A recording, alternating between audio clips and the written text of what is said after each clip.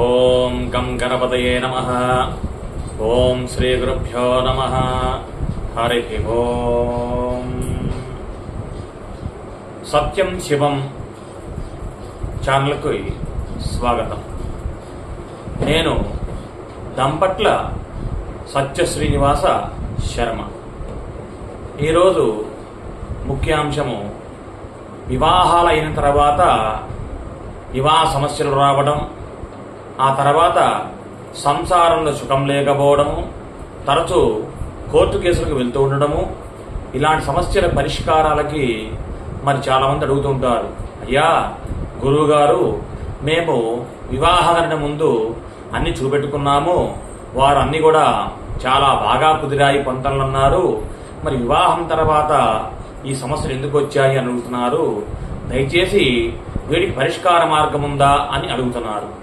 మరి వాటి చక్కని పరిష్కారం ఏమిటయ్యా అంటే, వివాహానంతరం వచ్చే సమస్యలకి ముఖ్య కారణము మరి జాతకంలో ఉన్నటువంటి కుజుడు, అలాగే రాహు, అలాగే శుక్రుడు ముఖ్య కారణాలుగా ఈ జాతకాల్లో ఉంటుంటారు.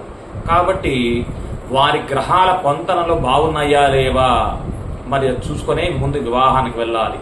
మరి వివాహం అయిన తర్వాత ఏం చేయాలి అంటే, భార్యాభర్తలు ఇద్దరు బాగుండి కూడా మరి వేరే వారి వలన మరి గొడవలకు వస్తూ ఉంటే మరి దాని పరిష్కారంగా మరి సుబ్రహ్మణ్యేశ్వర స్వామి ఆరాధన చేసినట్లయితే వారి మధ్యన సఖ్యత పెరిగి వారు అన్యోన్యంగా ఉండే అవకాశము పుష్కలంగా ఉంటుంది.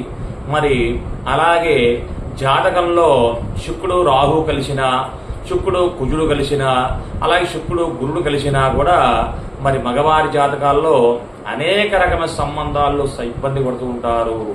మరి ఈ సమస్య తొలగడానికి మగవారు కూడా సుబ్రహ్మణ్యేశ్వర ఆరాధన చేసినట్లయితే ఆ సమస్యలు తొలగి భార్యాభర్తలు ఇద్దరు కూడా అన్యోన్య దాంపత్యం కలిగి హాయిగా ఉండే అవకాశం ఉంటుంది. మరి సుబ్రహ్మణ్యేశ్వర ఆరాధన ఎప్పుడు చేయాలి, ఎలా చేయాలి అంటే, ప్రతి మంగళవారం నాడు ఉదయము 6:30 నుంచి 7:30 మధ్యలో కుజహోర ఉంటుంది. కాబట్టి ఆ కుజహోర కాలంలో ఈ యొక్క పరిష్కారం కనుక ఆచరించినట్లయితే వారికి ఆ భార్యాభర్తలిద్దరి మధ్యలో అన్యోన్య దాపత్యం కలిగి సుఖమైన శాంతిని పొందుతారు.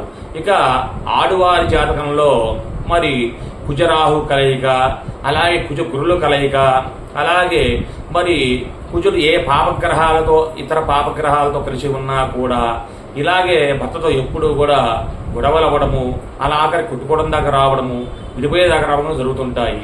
కాబట్టి మరి ఆడువారు కూడా ఉదయాన్నే మరి ఆ మంగళవారం నాడు తల స్నానం గారి నుంచి, అంటే ఇక్కడ మరి తలంటు పోసుకోవాలంటే కుంకుడుకాయలు పెట్టుకోవాలా, షాంపులు పెట్టుకోవాలని కూడా అడుగుతుంటారు. మరి ఈ నియమం ఏం లేదమ్మా. మరి ఎవరైనా చేయవలసిన వారు తలస్నానం ఆచరించి, అంటే తలస్నానం ఆచరించిన తర్వాత వారు ఈ యొక్క కార్యక్రమాన్ని ఉజ్జుతులవ్వచ్చు. కాబట్టి మరి ఈ యొక్క సమస్యను అనుభవిస్తున్న వారు, భార్యాభర్తల మధ్య ఇద్దరు కూడా సఖ్యత లేని వారు, మరి వీరందరూ కూడా ఈ యొక్క కార్యక్రమాన్ని ఆచరించినట్లయితే వారికి అన్యోన్య దాపత్యం కలుగుతుంది, అలాగే వారి చక్కగా సంతానం కలుగుతుంది, సంతాన అభివృద్ధి కలుగుతుంది. కాబట్టి మరి ఆడువారు కూడా ప్రతి మంగళవారం నాడు ఉదయం 5:30 కల్లా తలస్నానం గావించి, ఆ తర్వాత మరి ఇంట్లో ఉన్న ప్రధాన ద్వారం ఏదైతే ఉందో ఆ గడపని చక్కగా కడిగి మరి కొద్ది ఆవు పాలు పోసి అభిషేకం గావించి మరలా ఆ యొక్క ప్రదేశాన్ని కడిగి, ఆ తర్వాత ఆ గడపకి పసుపు రాసి చక్కగా బొట్లు పెట్టి ఒక నిమ్మకాయ తీసుకొని అది అడ్డంగా కోసి అటొకటి ఇడొకటి పెట్టి దానిపైన నిమ్మకాయల మీద మరి పసుపు కుంకుమ ఉంచి, ఆ తర్వాత ఒక అగరబత్తిని వెలిగించి ఆ స్వామి సుబ్రహ్మణ్యేశ్వరుడిగా భావించి ఆ గడపని పూజ చేయాలి. పూజ పూర్తయిన తర్వాత నైవేద్యంగా ఒక కొబ్బరికాయ పెడితే చాలా మంచిది. మరి ఈ యొక్క విధానాన్ని ఎవరైతే ఆచరిస్తుంటారో ఆ ఇంట్లో సుఖము శాంతి కూడా నెలకొంటాయి. ఆ తర్వాత ఆ ఆడువారు ఆ యొక్క దగ్గరలో ఉన్న దేవాలయంకి వెళ్ళి అక్కడ మరి నాగదేవత గాని మరి కుమారస్వామి గాని ఇద్దరు ఎవరైనా పూజించవచ్చు. మరి ఆ యొక్క సుబ్రహ్మణ్యేశ్వర మరొక అవతారమే మరి ఈ యొక్క కుమారస్వామి, ఆ కుమారస్వామి మరో అవతారమే సుబ్రహ్మణ్యేశ్వరుడు. కాబట్టి ఆ విగ్రహాల్లో ఏ విగ్రహాన్ని పూజించినా కూడా ఫలితం యథాతథం. కాబట్టి మరి ఈ యొక్క చిన్న విషయాన్ని గమనించి మరి మన మధ్యలో సఖ్యత లేదు, మనం బాధపడుతున్నామని తెలుసుకున్నటువంటి దంపతులిద్దరూ కూడా చక్కగా ఆ యొక్క సుబ్రహ్మణ్యేశ్వర ఆరాధన చేసి అలాగే భూములు కొనుగోలు అమ్మకాల విషయంలో కూడా తత్ఫలితాన్ని పొందవచ్చు. ఒక భార్యాభర్తల మధ్యలో దాంపత్యమే కాకుండా మరి వారికి చక్కని దాంపత్యము, అన్యోన్యము, ఆరోగ్యము, సంతానము, అలాగే సకల ఐశ్వర్యం కలిగించేవాడు సుబ్రహ్మణ్యేశ్వరుడు. కాబట్టి ఈ విధానాన్ని ఆచరించండి, ఆనందంగా ఉండండి. శుభం, సత్యం, శివం.